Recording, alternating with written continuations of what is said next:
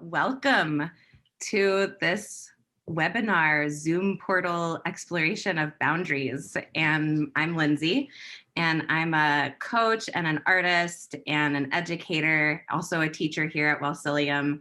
And I'm really excited to talk with you guys about boundaries today. Boundaries is one of my favorite topics ever.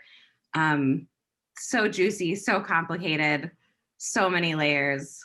So as the title line says, we're going to clear some common myths and misconceptions. There's a lot of them.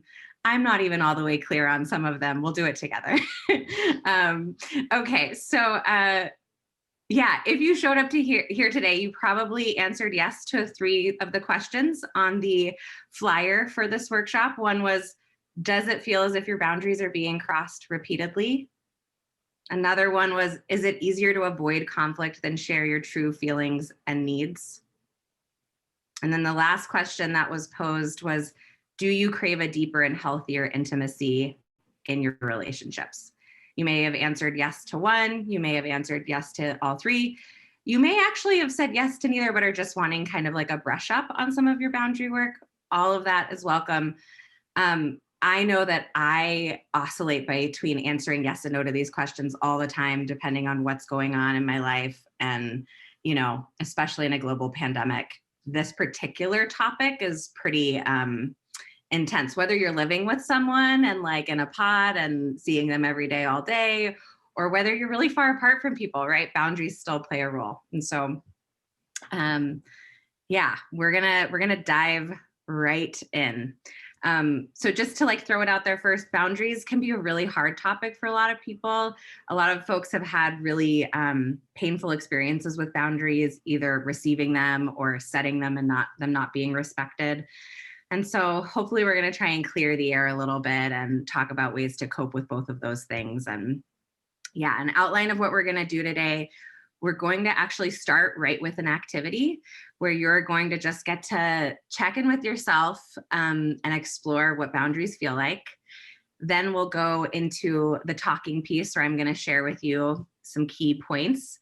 And then we are going to do a few more activities, and hopefully you're going to end with a sense of what direction your boundary work needs to go in and how you can deeper explore this topic.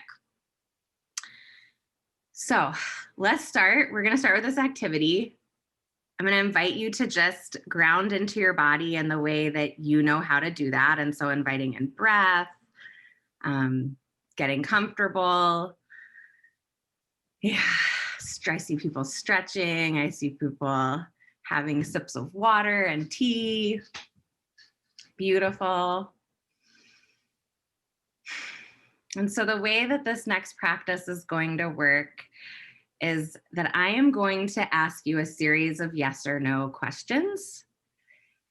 And you are just going to answer in the most easeful way possible, yes or no. And the thing that you're really tracking for is what's going on in your body when you try to answer yes or no, right? What feels easy, what feels difficult, where are the edges, all of that. And these are going to be like pretty low stakes questions, nothing too inflaming. Some of them are even funny, but just really tracking what is happening in your body as I ask these questions. So here we go. The first question is, and remember, your answer is just a simple yes or no. First question, can you sleep on the floor tonight so I can have your bed? And I would even invite you, if it feels right, to say it out loud. Just explore with actually saying the yes or the no out loud. Okay, our next question is, how about you relax and I do the dishes tonight? Great. Can I have your shoes?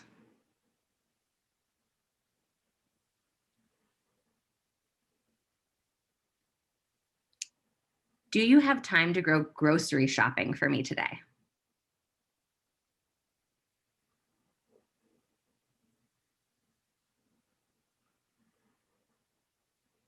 And then just go ahead and take a little breath, a little shake off.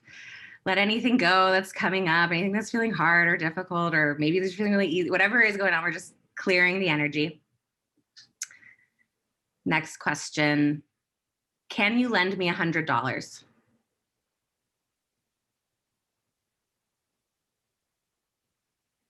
Can I have $100?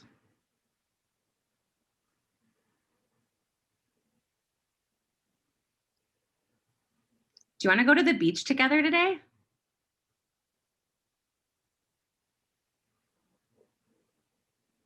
Is it okay if I eat your lunch?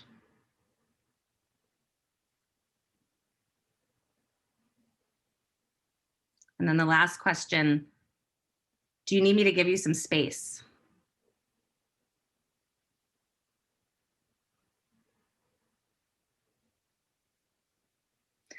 And so I'm just going to invite you to take a minute and with paper and pen, or just reflect inside anything that you noticed, any patterns, any moments that were hard, anything that was really easy, where yes is easy and no is hard, or no is hard, or no is easy and yes is hard.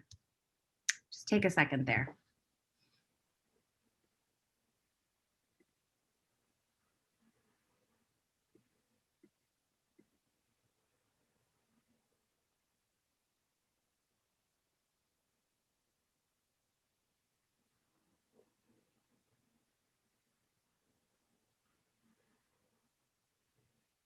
Great. And you can keep referring back to this exercise as we go through this bit now where I'm going to talk. And after I share this stuff with you, we're actually going to do this same exercise again. And you're just going to get to track if anything shifts. Things stay the same. It'll be kind of like a calibration for you around boundaries. Okay, so I'm going to go into talking. I invite you to use the chat if it feels like you really have a burning question in the moment. We will have time for questions at the end. Or if there's just casual stuff, you're free to use the chat. I'm not going to be looking at it too frequently. So just let you know that now. But feel free to use it amongst yourselves. Okay, so the first thing that we're going to talk about today are just like really simply like what boundaries are, what they are, what they aren't, and we're going to define it in a very pragmatic way. Boundaries are limits. Boundaries are limits that we can set with ourselves, that we can set with other people, that we can set with institutions. They are also limits that are designed to keep us safe and to keep our relationships healthy. So this is going to be the working definition that we're working with, and we're going to build on it also as we go through this talk. So I'm going to first share just a few examples of boundaries in my own life, one that I have with myself and one that I have with others. So boundary I have with myself is that, oh, I'm seeing babies come on the screen and it's amazing. Thank you. Thank you for that. So boundary I have with myself is that I don't sleep with my phone in the same room as me. And that means I put it on the charger in another room before I go to bed, and I try not to look at it until I've been awake for 30 minutes. The reason I do that is to keep my mental health safe and my sleep safe. And so that's a boundary, a limit that I have to keep myself safe. It also actually helps my relationships to be healthy because I'm sleep better and I'm less crabby. A boundary that I have with other people is that I do not work on the weekends. And sometimes people try to communicate with me, even though I have told them that I do not communicate about work on the weekends. And when that happens, I just ignore people. I just don't respond to the text, or I don't respond to the email. And so that's a boundary that I have with others. This also keeps my mental health safe. It keeps my time off sacred so that I can come back to work feeling recharged and well. I work for myself, so I've done that thing in life where I'm always working, right? So with those definitions in mind, we're going to build upon or with those examples in mind, we're going to build upon our definitions and say that not only is it a way to keep ourselves safe, but more casually, it's just a really good way of having our own backs. And so if you walk away with anything today as a definition or a resource around boundaries, it's thinking about how you can have your own back. How can you like be your own best friend? How can you be like the greatest guardian angel that you ever needed? You get to do that for yourself, right? And this is like a hard piece because culturally, we're really taught to prioritize other people's needs, safety, wants, desires over ours. It doesn't matter who you are. Generally, that is a thing we are taught, right? Like we see it as we grow up in our families, right? Like do anything for your family, even if it means denying your own needs or pushing past your own limits. So, and this right here, this tension, like the true definition of what boundaries really are, up against what culture teaches us about how to show up in relationships is where this gets really muddy, right? So we're gonna dive into kind of unpacking some of the myths that come out of this this idea that we should push past our limits for the happiness or well-being of others. Any questions so far? Anything burning? We're gonna have time at the end, but just wanting to check in with folks. Seeing nods and okay, great. Okay, so the three myths that we're gonna talk about are that the success of your boundaries depend on other people to respect them. The second myth we're gonna talk about are that boundaries create separation and emotional distance. Right? So I hear a lot, I'm really scared that I'm going to not be close to this person anymore if I set a boundary, right? Or I'm scared that I'm going to lose this person, or that things are going to be the same, or it's going to create such a conflict that like we won't be able to come back together.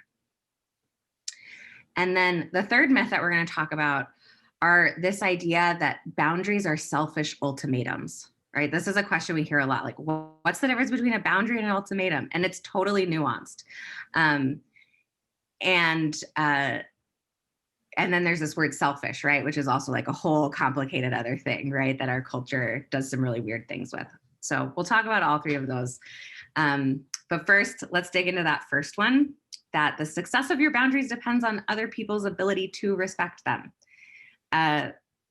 Often when we start exploring boundaries, this is the belief that we have, right? That boundaries is about me telling you what is or isn't okay and you following those guidelines. I like to call this the hazard cone methodology or analogy. And it often happens when we've actually done quite a bit of work on ourselves, enough work to identify, these are my triggers. These are the hard things. These are the places I get inflamed. And I can say them out loud now, which is awesome, right? Like these are really great things. And so you kind of go around and you say, okay, this is a hard thing for me. This is a hard thing. Over there's a hard thing. And I'm going to put these little hazard cones on them. Don't bump them. This is your guide. This is your bound. Don't cross them. If you do, it's not okay. The problem here is we are handing over all of our power, right? Like you are handing over all of your well-being to these other people to respect these hazard cones. And what makes relationships so complicated and difficult sometimes is quite often someone else's need, desire, want is going to bump up against your need or desire or want. And so while a lot of people call this boundary setting, right? Like naming a trigger, naming something that's hard and asking nicely, requesting or demanding that someone else doesn't do it. This is actually just making a request, right? This is just like, this is my preference and this is what I request. This is how I request you support me in my preference. A boundary, on the other hand, is, and I'll do it in an example, is going to look like this. This thing that happens, X, whatever it is really hard for me. And I would love it if you cannot do it. But if it has to happen, I'm going to take care of myself by doing X, Y, and Z. And that might be like removing yourself from a situation. It might be taking a 5-minute break. It might be, I'm going to go on a walk, right? Like whatever, like there's many things it could be depending on the situation. The key difference here is that with a boundary, you are going to be the one who has to uphold it. You do not rely on anyone else. And so I'm gonna do like an actual real life example now. So for example, one of the things that's really hard for me is when people are late, like, and don't tell me that they're running late. And then I'm like maybe sitting somewhere waiting. And this is like a total trigger for me. And there are some people in my life that I love so much, and they are just late people. Like they show up 45 minutes late, and I'm like texting and I'm not hearing anything. And so I spent a lot of time being like, why are you late? You have to stop being late. Stop being late. What? And it not changing. And so the boundary that feels good for me is that I've shared, if you don't communicate with me or arrive within 15 minutes of our plans, I'm going to leave and go do something fun by myself. I'm going to go home. I'm going to, go to the grocery store. I'm going to do an errand, whatever it is. There's a few other things that get to happen there, right? So that I get to take care of myself, since boundary setting is about having my own back. I get to make plans with this person only when I'm in a good place. Like if I'm having a hard day and I'm like, if they bail on me or are late, I'm going to have so devastated. I'm going to cancel the plan. I'm going to say, you know what? I'm having a hard day. Let's reschedule next week. Right? I'm also going to have things in mind that I can do if they don't show up. Right? Like what's a really fun thing that I'm going to be really excited to do if they flake on me, right? And so all of this is happening behind the scenes. All they know is that if they're 15 minutes late, I might leave. And I'm not asking them to do anything else.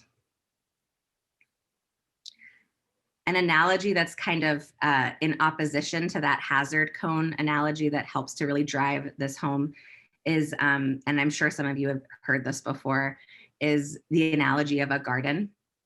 And if any of you have tended a garden before, it takes a lot of time and a lot of work, but you can really produce, like beautiful flowers and herbs and food. And so we're going to imagine that we each have a garden and we're working really, really hard on it. And there's this beautiful deer that is just so beautiful. And you don't have a fence around your garden. And every night, the deer starts to trample all over your garden and like kick up all your vegetables and eat all your flowers. And like you come out every morning and it's just like, you're devastated. But you really don't want a fence because fences are ugly. And, what if the deer leaves forever? And, whatever the story is. But eventually you get to the point where you're like, okay, I have to try a fence. And you decide to build like a really beautiful fence that has lots of gates and lots of ways of coming in and out. And it might even be movable. And what gets to happen is you get to reset your relationship with the deer over time, because the deer stops trampling your beautiful hard work, and you get to offer things to the deer in a way that feels safe and good to you, right? You can leave the gate open if you want. You can leave yummy food for the deer on the other side of the gate. And so in that same way that a boundary is having our own back, we can think of this like garden fence metaphor as the way of keeping ourselves safe, having our own back. Okay, so that's the first one that we're talking about. And that was a lot. So I'm just gonna invite you all to just take any notes if there's any questions that are coming up, anything that you wanna remember, just take a minute to reflect. And then we're gonna jump into number 2. I'm gonna have a sip of water.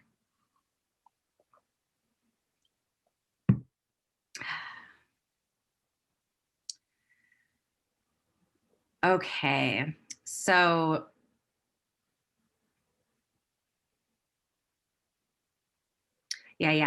I'm gonna also give you just a couple more simple examples of possible boundaries that you might have, a few different options. I'm just seeing a question in the chat.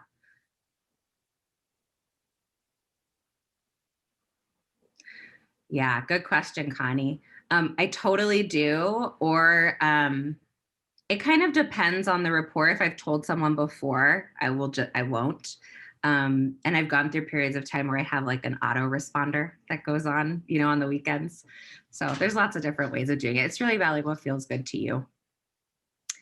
So just some other brief examples of the way boundaries can work are like, in relationships, a big one is like, what do I do when my partner gets like, heated and maybe starts yelling or starts, getting a little, cranky or mean, right? And so a boundary can simply be, and this can be with like everyone, like, and it doesn't even have to be person specific, right? Like when people yell at me, I excuse myself, like period, right? And this I find to be one of the best strategies is, how do you make boundaries that are about you that aren't necessarily person specific, right? Just like what's acceptable for me in my life, regardless of who is on the other side of it.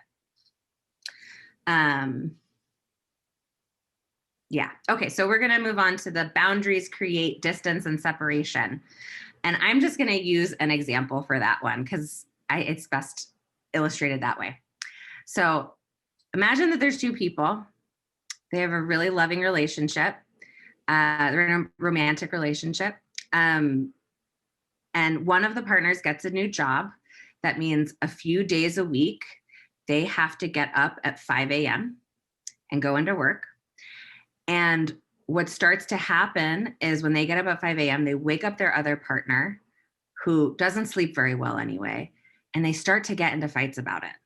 The partner is like, why are you waking me up? You have to be more quiet. And the other partner is like tiptoeing, is like, I don't know how to not wake you up. Like, and they throw around the idea of like sleeping in separate rooms on those nights, but they're really worried that it's going to make them feel like far apart, right? They're like, there's going to feel like distance and separation. And like, I want intimacy and closeness. And they go back and forth about it for a long time, but then they actually said, okay, let's give it a try. More likely than not, really quickly, they're going to see a lot of the problems in their relationship resolve, right? They're going to be fighting less because they don't have that 5 a.m. thing happening over and over again. Yeah, this one is that boundaries create distance or separation. Thanks for asking that. I lost my spot. Yeah, so they're going to be having a lot less conflict. They're also going to be sleeping better, right? So they're protecting the health of the relationship. They're protecting their sleep health, which is protecting their mental health. And they even get to miss each other a little bit. Like they even get to like have that moment in the morning where they're like, oh, I really miss my sweetie. And then all of a sudden, like this intimacy starts growing. And the really key part about this here too, and it also allows us to have some corrective experience with boundaries, is that boundaries can be agreed upon by both people. That is possible, right? Like, so in this example, a boundary is set, both of them agree to it, and they have to rely on each of them to uphold it. And when they do, their intimacy gets better, their own health and mental well-being and sleep gets better, and then the relationship thrives. This is not to say that sometimes we set boundaries and sometimes we set boundaries and it is hard. And it does make people go away for a moment, right? One thing that I love that my mentor says is if you're going to set a boundary, expect people to push against it, right? Like this does happen, especially if you're in a dynamic where there haven't been boundaries in the past. It can feel really jarring. It can feel scary, right? It can feel like separation, like distance. And with that, there's often like this like growing edge period, right? It's like growing pains, like any of us have experienced when we're learning a new skill and trying to incorporate a new strategy in our relationships. And so often that is just about like communicating and being in a really grounded place and telling people what you're doing, right? Like I remember when I was learning boundaries, I was telling people all the time, I was like, I'm learning how to set boundaries. It's going to come out in weird ways sometimes. I'm sorry if I don't do it well. And I don't want to not be in your life, right? Like I'm trying to be in your life in a better way. Just going to look at the chat. I have a friend that I am trying to set up boundaries when we talk. They share their traumas and it has become very draining. Any advice on how to set up a boundary? I don't want to invalidate their feelings, but I dread being around them because I feel like a therapist. Oh, yeah. Thank you, Bo. Totally. I think a lot of folks can probably relate to that one, especially right now. It's like everyone, like there's no one that's not having a hard time, you know? And so it's really easy to take on a lot. And yeah, so I think when it comes to boundaries, the first step that we always have to consider is, what is the thing that I need to keep myself safe? And then the next great question is, how do I communicate that in a really loving way? Right? And so if you can ask yourself those two questions and see what comes out of that. And then a lot of it is just trial and error, right? Like often when we're learning when we're first communicating a boundary with someone, it can come out really like intense, right? And maybe it takes a few times to name it. And then there's also an option where, not all boundaries have to be communicated, right? Like I remember when I found out that I didn't have to pick up the phone to certain people. Like, wait, I don't have to answer when my mom calls? Like, what? Like, that is a boundary, right? So thinking of ways that you can create distance, space for yourself without having to involve anyone else, right? Okay. And if you have more questions about that specific thing, you're totally welcome to ask them again towards the end when we do the Q&A. Okay, so our last myth, boundaries are selfish ultimatums. So I'm going to the two big differences here. Boundaries are about taking care of yourself and your needs, like we've said. Ultimatums are often veiled ways of getting someone else to change. Right? So actually what you may have been doing, right, when you're like maybe demanding someone to not cross your boundary, that might be an ultimatum sometimes, right? That kind of method is more of an ultimatum. We're going to go back to the garden analogy with the deer to help unpack this one. You are never going to get the deer to change, right? The deer is always going to want to eat your greens. The deer is always going to want to trample on the garden. It doesn't understand. And your beautiful fence can offer the structure to help keep yourself safe, even though no one else has to change. The ultimatum of that deer boundary or that deer analogy would be something like, I'm going to set a deer trap, right? Like, I'm going to set a trap for the deer if it doesn't stop eating my garden. That's the ultimatum, right? Yeah, thank you. The difference between boundaries and ultimatums, yeah, I can totally repeat that. A boundary is you taking care of yourself and your needs. Ultimatums are often veiled ways of getting someone else to change. Yeah, thank you. So here's a real life boundary versus ultimatum example. Whenever we make plans, you're late, I'm stuck waiting, it hurts my feelings, we're not going to be friends anymore if you don't stop being late. The boundary, right? We already talked about this, but it might sound like, I've noticed this pattern. It's feeling really not good to me. When we make plans, I'm going to wait 15 minutes. And if you haven't communicated, I'm going to leave and we'll try to reschedule for another time when it feels right for me. That's not to say that sometimes we don't need to walk away from people, right? Sometimes that is the thing. But I think that a lot of people operate in an either or, right? Like and are waiting for that person to change in order to make the relationship better. And there's a lot more in between that, right? We have a lot more power than we give ourselves credit for in our relationships. Okay, so our last piece today before we go back and do that little assessment with the yes and the no is we're going to talk about how to cope when our boundaries are crossed. And this is a really hard one because, especially if we're working really hard on this topic, right? Like, say we're really learning the difference between, making requests and actually setting boundaries, and we're learning how to do it in a grounding, loving way.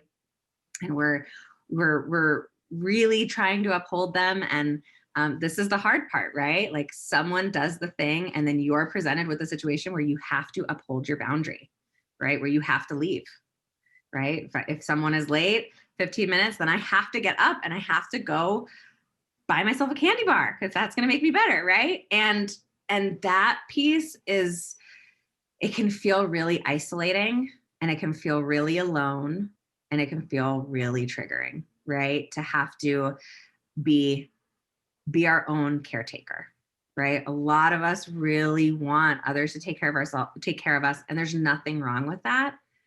But we have to be able to take care of ourselves better, because people can't always meet our needs, right? Because they're just human, right? They're going to disappoint us. They're going to have things come up. This is really about being gentle with ourselves, right? We're not going to do it right away, right? It's going to take practice. It's going to take time. It's going to take setting a boundary and then not upholding it, and like sitting with, maybe it doesn't feel good, right? Dropping, this is something like we often like dropping ourselves, right? Not having our own backs. And that's going to happen sometimes. And then that's when we just keep working on this, right? This is why like boundaries is one of these like lifelong practices, because we are always changing, and therefore our boundaries are always changing, right? What we need changes, what we want changes. Therefore, these ways that we keep ourselves safe are going to change. So a great way to start working on this is leaning into your yes and your no. Being able to feel where that is in your body, right? Like, how do I know when something's right for me? How do I know when something's at my limit? How do I know when it's a no? So we are going to go back to that first exercise and do a little bit of a just seeing if anything has changed or shifted. Before we do that, any quick questions or anything like that? All right. So go ahead and get grounded again. Maybe you need to shake or have some water or stand up even, or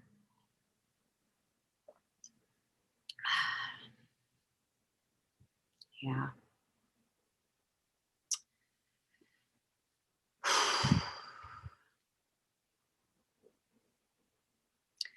I'm going to invite you into a few deep breaths.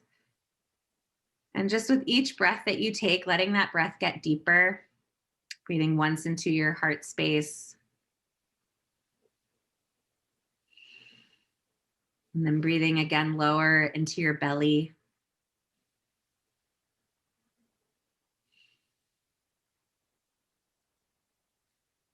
And then even deeper into your pelvic floor.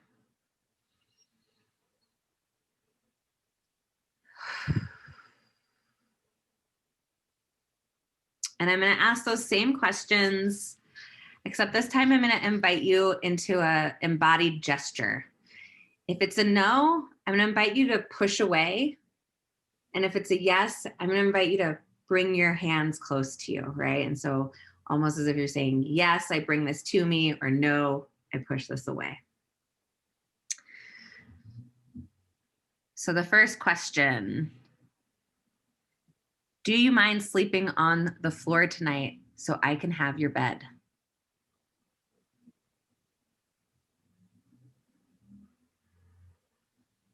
How about you relax and I can do the dishes?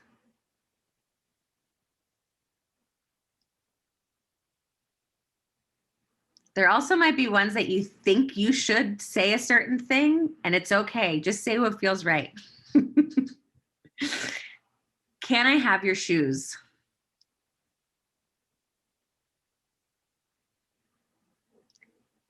Do you have time to go to the grocery shopping for me today?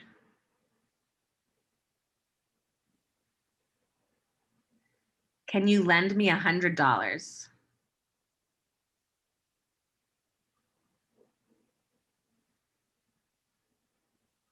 Can I have $100? Do you want to go to the beach later today?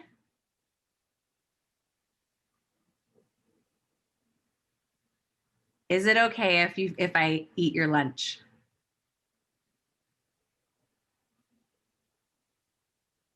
Do you need me to give you some space?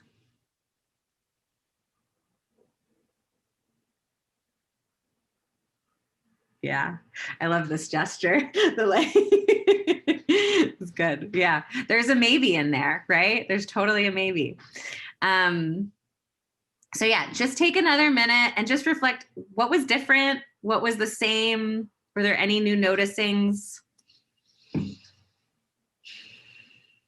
In fact, I'd even invite you to throw it in the chat if you want, if anyone wants to share anything that came up or anything they noticed, we'd love to hear.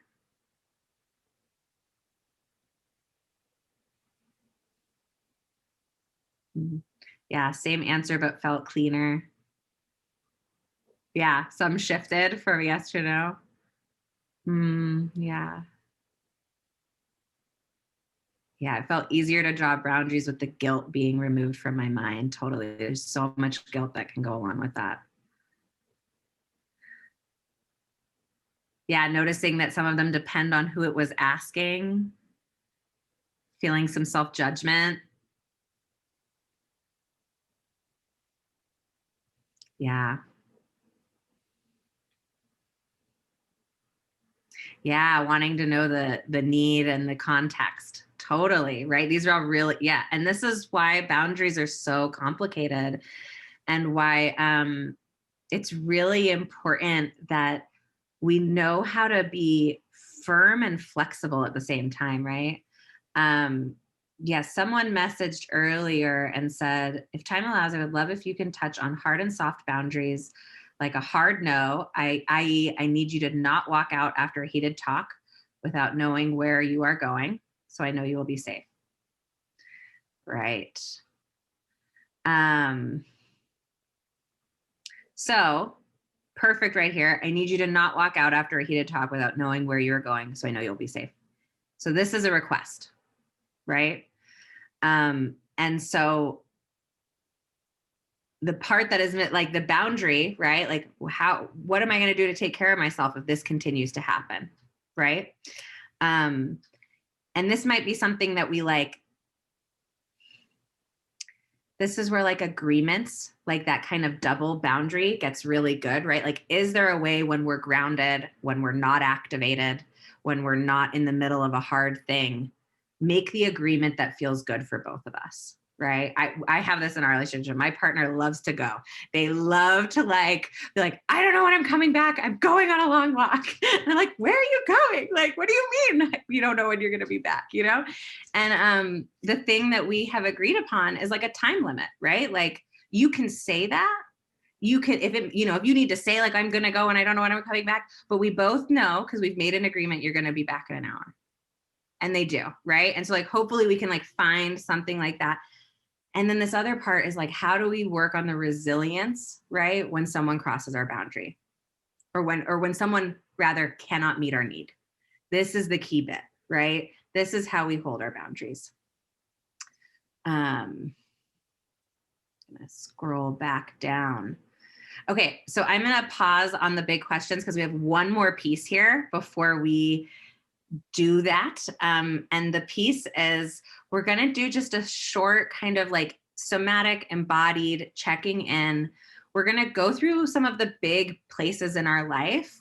And so you can have some time to just listen to what comes up of where boundaries are needed, right? And so this is so you can walk away with some more clear ideas. And you might already have a lot, but we're gonna just see what else pops up and what else our bodies wanna communicate to us about how we can have our own backs. So again, just inviting you to ground into your body.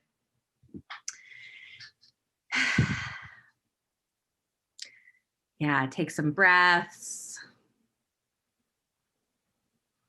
There's so much like good wisdom here, like it's all inside, right? Like every boundary that we need is within us. It's like, how do we find the way to listen?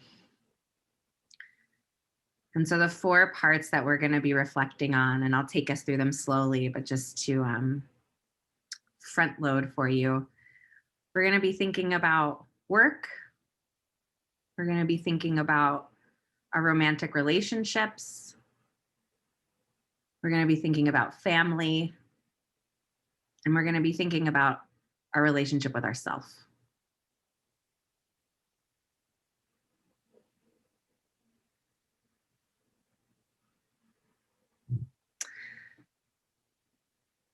And so just taking again those breaths and getting really connected. And we're going to start with work.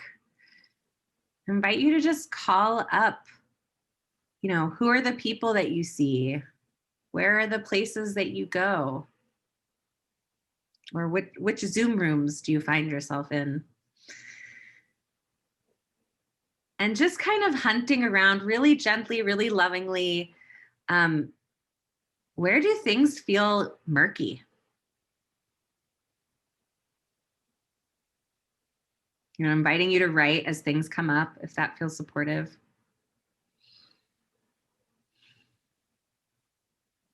You can also ask the question, like, where is there resentment?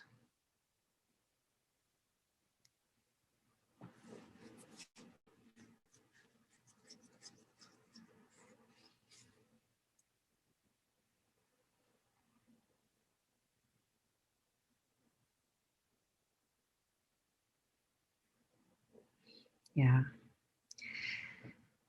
So we're going to shake that off.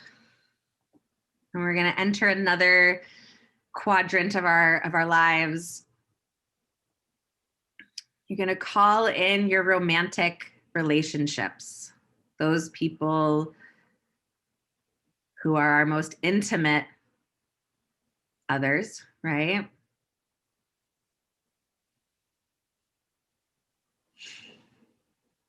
This might also be really close friends, right? It might be chosen family, might be past relationships. And just inquiring there again, like when you think of where you could feel safer.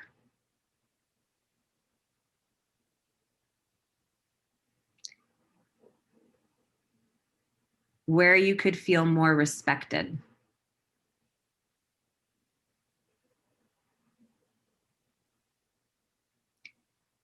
Where can you feel more seen?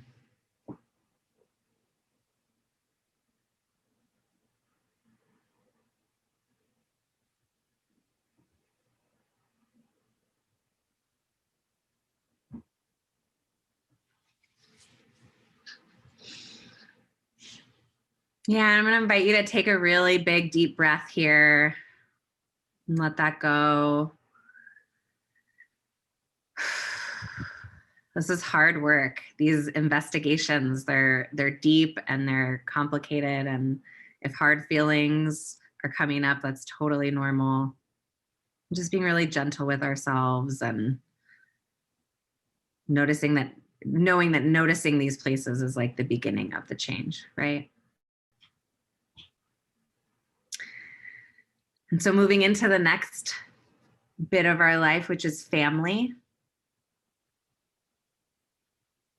Bio family, but also chosen family. Again, this can be a place where maybe community or friendships are.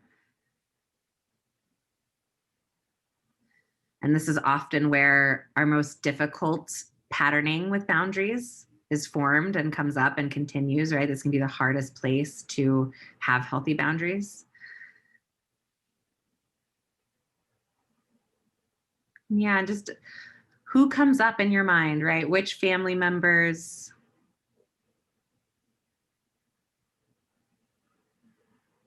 Which dynamics?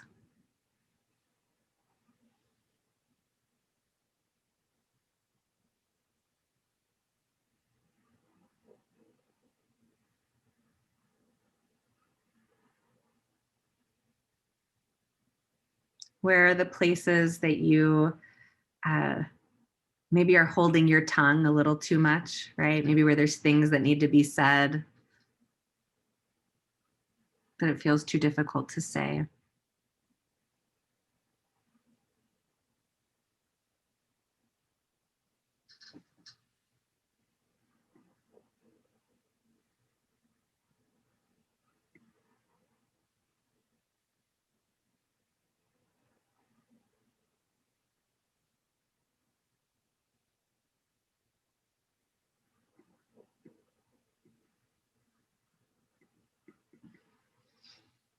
And then lastly, moving into thinking about our relationship with ourselves, right? And this is what this is all about, right? Above all else, boundaries are about building a loving, healthy, supportive relationship with ourselves. Where are the places that you can have your own back just a little bit better?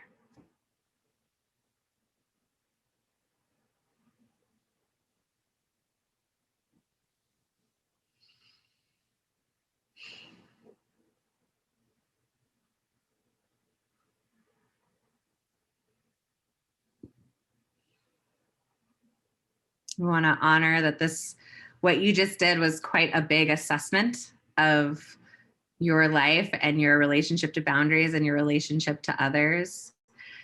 And a lot may have come up. And if that is so, be really gentle with yourself today, right? Like when we do this kind of emotional work, we want to treat ourselves like these like gentle growing little babes, right? Like drink lots of water, eat really nourishing food. Also, self-blame can really come up, right? Because we might be noticing a pattern of dropping ourselves, and this can be really painful.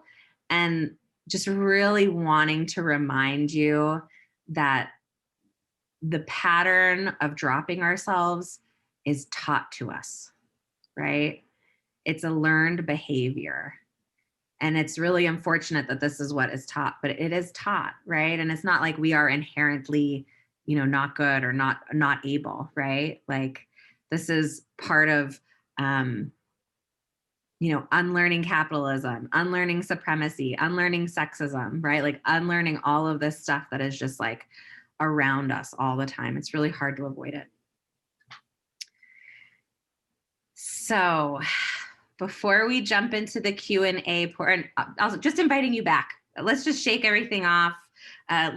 Also shaking is a great way to integrate, right? Like just letting whatever needs to stick and land.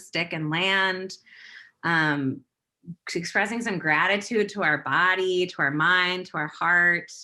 I'm expressing gratitude to all of you for being here. And before we go into questions, I'm going to share with you an event that is coming up, a course that I'm doing here with Wellcilium on this topic, on boundaries. It's like a 4-week intensive deep dive. I'm going to put the link in the chat so that you have it. Don't go away yet, though. You can copy and paste it. And this is going to be like, all right, I'm going to identify the places where I can have better boundaries. What are the patterns? What's hard about it for me? And really honing in with a lot of great content and a lot of great group time and interacting with others and practicing and play. Like, how do I start integrating this in my life, right? Like, it's one thing to know that I need to have boundaries. It's like a whole other thing to start doing the practice, right? Or to start upping the practice or to doing the practice in a new way, right? Like, I know for a lot of folks, just being in the pandemic, it's been really confusing around how do I have boundaries in these new situations. I love groups. There's quite a few people here who have been in my groups. I love being in groups with people. It's the best. So yeah, would love to have you. Let me know if you have any questions about that. And now we have about 8 minutes. We probably won't be able to get to all the questions. I already see quite a few in the chat, but if you have more, feel free to throw them in and we'll see what we get to. I'm just going to go back through. Okay. So I'm wondering about boundaries within the backdrop of individualism versus community. I'm thinking of an instance where I was camping and a friend tried to assert boundaries of sleeping alone. but it was a community setting that made that very difficult for everyone else. Yeah, this is such a good question. So again, so this is something we'll cover a lot in that boundaries group. This is kind of the flip side, right? Like, how do I receive someone's boundary, right? Like, what do I do when someone is setting a boundary and I'm actually unable to meet it? Whether it's like for a logistical reason of like, we're in a shared space and I can't leave you alone, right? Like I can't get away from you, like a lot of us are experiencing the pandemic. And this is a really nuanced thing, right? And I think the answer is we do the best we can to respect someone's boundaries as long as we're not dropping ourselves, right? And in intimate relationship, this can get even trickier, right? Because sometimes we do have to say, okay, like I have a little bit more resilience than my partner today. And so I'm going to like let this, sometimes we have to make, sacrifices, right? And this is how we are in relationship. But it's like, in my experience, it's really about knowing like your drop limit, right? Like, how do I know when I have been maybe dropping myself or breaking my own boundaries so much that it's going to end in me being under-resourced, right? And that's all about the learning, right? That just takes time. And again, because we're always changing, that's going to change depending on where we are, what day, how resourced we are. This is never going to be a perfect thing, right? There's always going to be days where we're like, oh, I could have set that boundary better, or I should have maybe I held that boundary too hard. I hope that answers your question. Okay, I'm curious about thoughts on how to rebuild a friendship that involved a boundary overstep. He didn't get a COVID test result after travel and still showed up in person, and I didn't have a repercussion to find. We did have an open conversation about it later in person, but haven't spent time in person since. We've texted a lot, haven't hung out in 6 months. Yeah. So this is a real question about repair, right? This is about repair. And this is like a whole other webinar that we could do, right? On how do we repair? How do we forgive? How do we forgive ourselves and others? What is accountability, right? Yeah, I'm sorry that happened. And yeah, I'm going to leave it at that. The question about trust resonates. How to set boundaries about broken trust? No, it's not possible to rebuild or not. For instance, if someone keeps lying, but that's a boundary. Honesty is a core need. Would there be cases of deciding to break off a friendship or relationship? I think so. I think that definitely, I know that that's come up in my life and it's been really hard, right? And it's really painful. And it's hard to say goodbye to people, right? And I also remember that the way our world is now is really different than it was even like 30 years ago. There's this way of like staying in contact with people now to the point where like sometimes things are just supposed to end, and that's okay, right? It's okay for a relationship to end. The success of a relationship is not dependent on length, right? It's dependent on like the quality of the time that was spent together. And so I definitely think sometimes this is the answer, especially if trust is like broken over and over again. And there's always things you can do before that. You can get mediation, you can go into counseling. People, I think, are really scared to like do counseling with friends and stuff like that. But I think it's totally a thing that you can do if the relationship is really important to you. Okay. Is not stating a boundary, but just doing it's not stating a boundary, but just doing it rude. It depends on the boundary. For example, me not picking up my mom's phone call, it's probably, she might think it's rude, but like, that's okay, I think, right? Like I don't have to tell her, I'm not going to pick up your phone call right now, right? If it's something that's going to drastically change the way you relate to someone, it's a good idea to communicate it, right? So, yeah.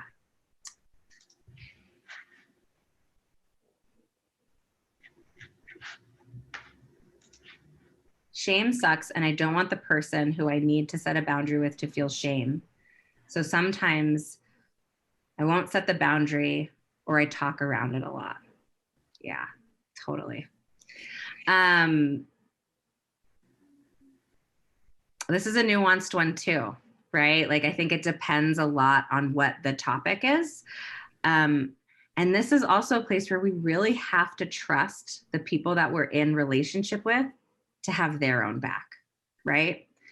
And this is also, I think, where we can be really mindful when and how we communicate boundaries, to do it in a really loving way, right? To do it in a way that is not about like, you're bad, you've hurt me, don't do this, right? It's like, oh, this thing's really hard and it's painful for me, and I have to do this thing to take care of myself. And I know it's not your responsibility to change who you change, right? Or you may not be able to change, right? And so I want to love you for who you are and take care of myself. Okay, that is about all of our time. I want to thank all of you so much for being here. Such good questions. Oh, I'm just seeing one more really quick. What does dropping ourselves mean? Dropping yourself, basically like not having your own back, right? So, and that can mean a lot of different things, but it's kind of that feeling where you're like, oh, there was a different road I could have taken and I would have felt better. I would have felt safer. I would have felt more grounded. All right, y'all. That was so great. Thank you so much. Lovely to see you all. Hope to see you again here at Wellcilium. Have a wonderful rest of your day. Bye, everyone.